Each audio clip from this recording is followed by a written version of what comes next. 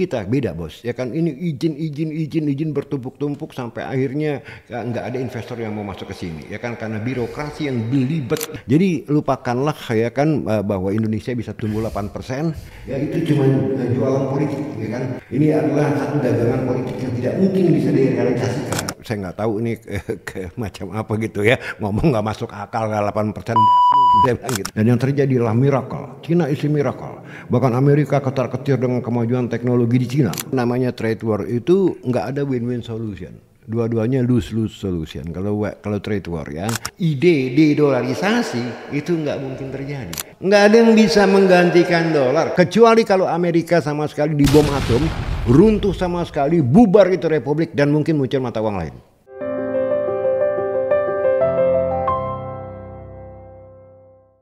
Halo Sobat Sip, kali ini kita kembali bertemu dengan narasumber yang keren, nyentrik, yaitu Prof. Ferry Latuhin. Thank you. Ya, thank you bro. Thank you. Lagi-lagi mau datang ke channel gua untuk sharing. Oke, siap. Nah, kali ini kita akan membahas dengan Prof. Ferry mengenai trade war daripada Trump.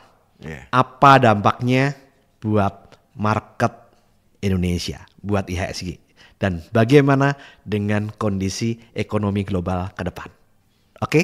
Trade war kembali bergaung. Trump membuat kebijakan yang ya banyak hal-hal yang saat ini membuat market volatile ya. Mulai daripada dia naikkan tarif untuk Meksiko, untuk Kanada, untuk Cina, sekarang juga dengan Eropa. Sehingga negara-negara yang awalnya sekutu dengan Amerika saat ini mulai resah gelisah, termasuk Eropa. Nah, dalam hal kita menganalisa tentang saham, ada yang namanya top-down analysis. Dan dalam top-down analysis ada yang namanya, yang pertama yang harus kita lihat adalah makroekonomi. Dan makroekonomi internasional itu bukan hanya berpengaruh di Amerika saja, tapi juga berpengaruh ke global, ke Indonesia. Dan diramalkan tahun 2025 Amerika akan resesi. Nah, apa dampaknya dengan kondisi ekonomi global dan apa dampaknya terhadap IHSG? Gimana bro menurut lo? Ya, kalau ekonomi Amerika sendiri akibat ulah Trump ya, memang diprediksikan oleh numbers ya, bukan oleh manusia ya, seperti PMI indeksnya ya kan, put option prices sampai treasury notes, treasury billsnya, semua mengindikasikan bahwa Amerika akan menuju krisis ya kan ya. Nah mungkin tidak langsung brek begitu ya kan, krisis may happen ya kan, somewhere in the distance, tapi udah jelas economic growth-nya tidak sesuai yang diramalkan ya kan ya. Nah ini akibat adanya trade war dengan hampir seluruh negara di dunia ya. Jadi bukan cuma dengan Cina aja, juga dengan bahkan dengan tetangganya Meksiko, ya kan? Meksiko dan Kanada, bahkan dengan sekutunya Eropa ya kan. Ini memang ya presiden yang agak gila ya kan gitu ya. Jelas ini yang namanya trade war, kita sejarah telah bicara ya tentang trade war ya, mau Great Depression kayak sampai saat ini juga ya namanya trade war, semua orang akan kena akibatnya gitu kan ya. Nah kalau kita bicara ke sana, apa yang akan menjadi pemicu dari pada trade war ini terhadap market kita kan ya. Kita sebetulnya gini, kita tidak boleh bilang tidak dianggap lah oleh Trump ya kan, kita bukan negara yang penting ya kan dalam hal ekonomi ya oleh Trump ya. Yang paling penting di mata Trump adalah kembali lagi Eropa, Meksiko, Kanada, and China ya kan, itu 4 item itu ya kan ya. Nah China kita lihat juga sebelum Trump naik aja ya kan, China sendiri udah suffering from over investment ya. Cina saking kayanya mereka sampai over investment ya kan. Sekarang istilahnya kita lihat banyak ghost cities di China ya kan ya, terutama di housing sector, sehingga terjadi apa yang namanya bad debt ya kan, yang melibatkan Evergrande ya kan, perusahaan developer yang besar tekannya, dan mungkin Sampai kolaps ya? Ya, hampir kolaps. Money involved in it mungkin 300 billion US dollar, ya kan. Walaupun Cina memang punya cadangan devisa lebih dari 3.000 triliun US dollar, ya kan, sehingga tidak goyang lah ya. Sampai saat ini paling dia ekonominya drop, ya kan ya. Nah, mungkin diramalkan tahun ini Cina cuma tumbuh sedikit 4%, ya kan, mungkin 3%, hampir mirip 4%. Tidak lagi seperti tahun-tahun yang dulu, ya kan, Ya, sampai 7%, 8% ya. 7, 8, 9, bahkan 10%, ya kan, rata-rata aja ya, dari tahun sekian sampai tahun sekian gitu lah. Ya, sekarang the party is over, ya kan ya. Cina harus coba memanage bagaimana mempertahankan pertumbuhannya untuk tidak cepat-cepat jatuh ke dalam middle income trap. Ya kan, ada yang namanya middle income trap ya. Nah, mungkin lu bisa jelasin apa sih middle income trap itu sebetulnya? Nah, middle income trap itu begini, satu negara seperti Indonesia misalnya ya, kita bertumbuh dari negara yang income per kapitanya, ya kan, misalnya $1.000 naik ke 2.000 akibat pertumbuhan 5-6% gitu kan, naik 3.000, 4.000, 5.000 sampai pada satu titik dia tidak bisa naik lagi, ya kan, atau naiknya itu terbatas, ya kan ya. Nah, kita lihat di sini Cina ini yang orang takutkan dengan middle income trapnya, Cina ini sudah miskin lagi sebelum kaya. Ya kan, walaupun kalau kita lihat kenyataan Cina sangat kaya ya, kan, apalagi kota-kotanya luar biasa itu kan ya, Shanghai, Guangzhou dan segala perdagangan speed train yang luar biasa, tidak ada saingannya di dunia, ya kan, bahkan jembatan-jembatan yang aneh yang menikmati lembah ke lembah dia bisa bangun, tapi basically in term of income per kapita Cina tuh belum kaya, bos. Ya kan, Cina tuh masih sekitar income per kapitanya sama kayak Malaysia lah ya, 12.000 US dollar, tapi dibandingkan kita yang cuma 4.900 sampai 5.000, kita jauh di bawah Cina, ya kan ya. Padahal boleh dibilang kita duluan ya waktu itu ya, tapi dikebut sama Cina gitu kan ya. Nah, Cina ini jangan sampai kalau 12.000 ini dia belum sempat kaya. Beda sama Korea, ya kan. Korea ini yang berhasil tuh, negara-negara yang melewati middle income trap itu setelah Perang Dunia Kedua adalah Jepang dan Korea Selatan, ya kan ya. Jepang ini udah lewat, kalau nggak salah menurut aku udah lewat $50.000, ya kan. Korea Selatan mungkin 40 ribuan dolar, ya kan, ya udah jauh lah ya, udah kaya lah, ya kan. Nah, Cina ini baru 12.000, bos. Nah, itu kan dipicu dari nol, ya kan, dari nol ya. Deng Xiaoping melakukan reform tahun 78 akhir tahun 79, ya, sama sekali state capitalism, komunisme isdar di politik, ya kan ya, tapi market harus kapitalisme, ya kan, ekonomi harus kapitalisme, free market competition. Dan yang terjadi adalah miracle. Cina isi miracle. Bahkan Amerika ketar-ketir dengan kemajuan teknologi di Cina, ya kan, makanya melakukan perang dagang, ya kan ya. Nvidia ternyata muncul besokannya apa? DeepSeek, yang katanya wah gue bisa bikin lebih murah dari dulu kan ya. Nah, Cina memang sangat mengejutkan, tapi tetap kalau secara makro yang luas, income per kapita dia belum sempat kaya. Artinya juga udah tidak miskin lagi, tapi belum sekaya Jepang dan sekaya Korea Selatan sebagai tandingannya, gitu kan lah. Nah, Cina sekarang dalam keadaan yang kembali lagi bukan suffering, struggling, ya kan, belum suffering. Cina lagi struggling bagaimana keluar dari yang namanya middle income trap tadi. Jangan sampai kena trap dan dia get stuck di situ, gitu kan ya. Nah, tapi kalau ngomong pasar modal aneh, ya kan, pada saat Morgan Stanley and Goldman Sachs mendowngrade pasar kita, justru dia mengupgrade Cina. Betul. Nah, ya kok kan, bisa bro? Ya karena memang Cina nggak punya kasus seperti Danantara, nggak punya kasus seperti MBG, ya kan. Di sini kan kembali lagi, ya kan, the root of all evil ini dua, ya kan. MBG ya program yang sangat boros luar biasa tanpa ada manfaatnya sedikit pun juga. Yang kedua ada Danantara yang mencurigakan, ya kan, istilahnya ini bisa menjadi bahan rampokan baru lah untuk mereka-mereka. Takutnya seperti 1MDB ya? Seperti 1MDB, ada kolaps menjadi 1MDB, dan itu moral hazard yang sangat luar biasa. Siapa yang nggak takut? Makanya market kita langsung drop saham-saham bank dibanting semua karena saham bank masuk dalam Danantara kan gitu ya. Nah, kembali lagi ke internasional bro. Gimana menurut lu tentang Vietnam yang saat ini katanya lagi seksi nih? Vietnam sangat seksi ya. Vietnam juga kembali lagi, Vietnam itu sekarang sudah income per kapitanya sudah mepetin kita ya. Padahal dia mulai dari nol, negara komunis kalau nggak salah ya awalnya ya. Nah, kembali lagi sama kayak Cina ya. Sekarang semua realokasi industri sekarang, apa yang udah jenuh di Cina karena dekat tetangga ya, itu mereka pindah ke Vietnam ya.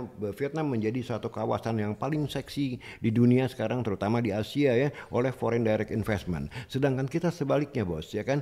Nah, Vietnam bisa mengkopi Cina yang istilahnya begini, lu bawa duit, urusan izin 2 hari selesai. ya kan. Kayak di kita beda bos, ya kan. Ini izin bertumpuk-tumpuk sampai akhirnya nggak ada investor yang mau masuk ke sini, ya kan, karena birokrasi yang belibet, ya kan. Belum lagi kemarin banyak perusahaan-perusahaan, katanya perusahaan-perusahaan Cina di Kerawang sana pada tutup diam-diam karena preman. Ya kan, ya perusahaan-perusahaan manufacturing ya yang di kawasan industri di Cikampek Kerawang sana, ya kan ya. Nah ini karena itu banyak beritanya, ini mereka terpaksa tutup diam-diam karena dipalakin oleh preman. Ada forum apa gitu, ya kan, forum ini apa gitu yang tujuannya adalah minta duit buat kepada mereka, malakin ya. Siapa yang mau invest di sini dengan kondisi premanisme kayak gitu? Ya kan ya. Jadi lupakanlah ya kan bahwa Indonesia bisa tumbuh 8%, ya itu cuma jualan politik, ya kan. Itu over promising, ya kan. Ini adalah satu dagangan politik yang tidak mungkin bisa direalisasikan. Ya kan, kita bisa tumbuh 5% aja udah bagus. Ya kan ya. Apalagi 8% enggak mungkin dengan ICOR 6,7. 30.000 triliun kita butuh untuk men-check up dari 5%. Duit dari mana? Ya kan, sedangkan APBN kita cuma 3.600 triliun. Jadi nggak masuk akal ya. Nah, jadi janji-janji 8% tidak usah diobral lagi, ya kan. Nah, kan kemarin juga ribut di DPR antara Menteri Keuangan dengan Bappenas, ya kan, apa yang nggak jadi rapat, ya kan, karena Menkyu bilang kita nggak bisa lebih 8%. Bappenas masih ngikutin bosnya, ya kan. Saya nggak tahu ini macam apa gitu ya, ngomong nggak masuk akal, 8%. Dia bilang gitu kan ya, ya kan, nggak mungkin lah, ya kan ya. Mendingan begini, kita coba keep the growth rate ya between 5%, 49 itu udah bagus, 48 udah bagus. Jangan bermimpi ke 8% karena ICOR kita 6,7, fiscal space kita sangat limited, ya kan, kita sempit sekali kemampuan fiskal kita, utang bertumpuk 800 triliun jatuh tempo, defisit makin meningkat, ya kan. Saya khawatir defisit meningkat, bukan OCBC meramalkan 2,9% of GDP, sementara Nomura meramalkan 3,5%. Ya ini kan bad news buat market. Ya. Kembali ke trade war antara Amerika dengan Eropa, bro. Yang mana Amerika kabarnya mau naikin alkohol dari Eropa. Kemudian dibalas sama juga dengan Eropa. Dengan dia menaikkan beberapa minuman keras juga dari Amerika. Nah, menurut lu gimana tuh? Ya pastilah, namanya trade war itu nggak ada win-win solution. Dua-duanya lose-lose solution kalau trade war ya. Nah, yang menjadi masalah di dalam trade war sebetulnya banyak orang lupa. Is it negotiable or not?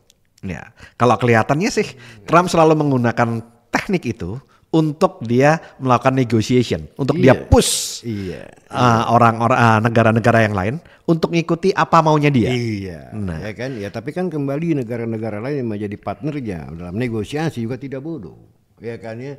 Nah makanya ini kembali lagi, yang namanya trade war, di end of the day both parties get burned. Ya kan, dua-duanya pasti kebakaran gitu kan ya. Inilah yang membuat sentimen negatif dan sehingga banyak sekali ekonom kelas dunia meramalkan US bakal recession. Gitu. Terus kemudian ada ramalan juga bahwa US dollar akan drop. Gimana menurut lo? Enggak juga, karena gini, itu terjadi anomali ya. US dollar tuh lucu, mereka yang bikin perkara, malah currency-nya dijadikan safe haven. Ya kan?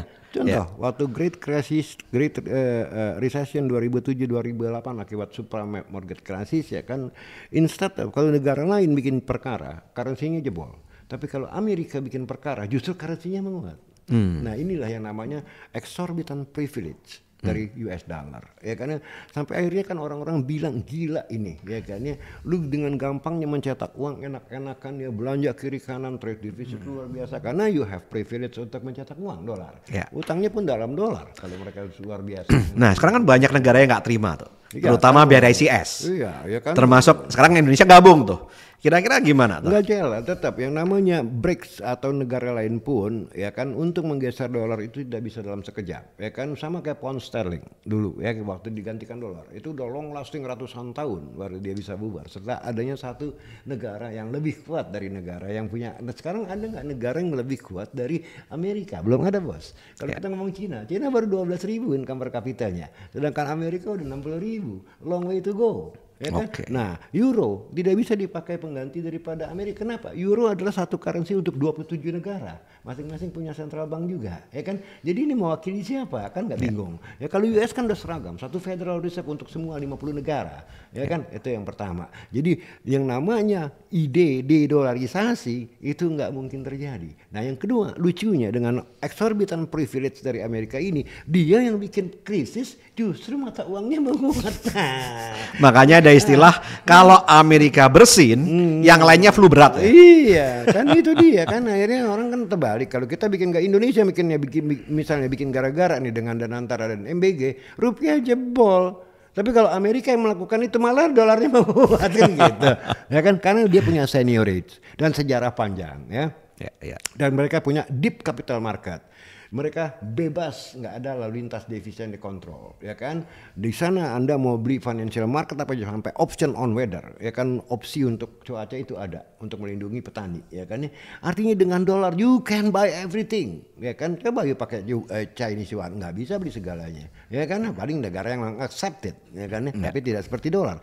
All over the world minyak is quoted in dollar, commodities are quoted in dollar. Ya. Jadi bagaimana mau menggantikan dolar?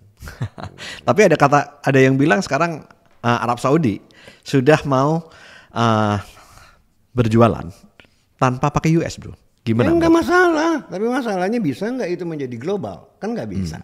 Ya kan ya boleh aja bilateral ente dua negara duduknya ente punya apa nih Riyadh oke ente punya ini nih kita berarti nggak masalah bilateral nggak masalah Nggak akan mempengaruhi US ya? Nggak akan mempengaruhi US mah cengar-cengir aja tapi kan nggak bisa keluar dari bilateral tadi once you deal with other country mereka nggak mau terima mata uang Saudi. Gue mau beli korma emangnya kan gitu ya kan gue mau beli mesin-mesin kan itu quoted di dolar kan gue mau beli komoditas itu quoted di dolar aneh nggak bisa nih cuma beli korma doang kan Tapi Trump sempat worried loh, bro. Dia bilang kalau sampai BRICS buat mata uang maka dia akan tekan BRICS untuk bluffing aja dia nggak paham ekonomi. Kalau dia paham ekonomi dia nggak usah ngebluff. Nggak ada yang bisa menggantikan dolar kecuali kalau Amerika sama sekali dibom atom, runtuh sama sekali, bubar itu republik dan mungkin muncul mata uang lain. Oke.